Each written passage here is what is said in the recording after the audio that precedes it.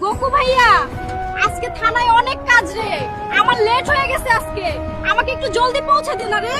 ঠিক আছে বোন, তুই কোনো চিন্তা করিস না, 5 মিনিটের মধ্যে কাজ শেষ করে সময় মতো তোকে থানায় পৌঁছে দিব। বোন, তোর সামনে মাসে তো বিয়ে, বল তোর বিয়েতে কি গিফট চাস?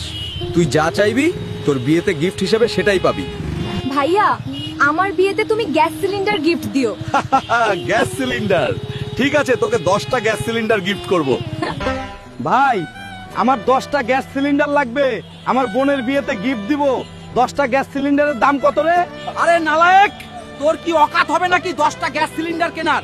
এক একটা সিলিন্ডারের দাম 10,000 টাকা। চলে যা এখান থেকে।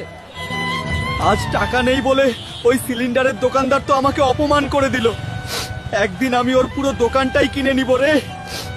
শুনো শুনো শহরবাসী, এই উল্টে যাওয়া ট্রাকটি যে এই মুহূর্তে সরাতে পারবে তাকে 50,000 টাকা পুরস্কার হিসেবে দেওয়া হবে।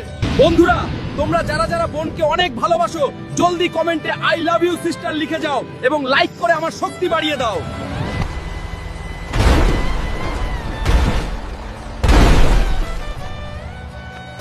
এই নাও গোকু, এখানে তোমার পুরস্কারের 50,000 টাকা আছে। বোন, এবার বল, 10টি গ্যাস সিলিন্ডার পেয়ে খুশি হয়েছিস তো?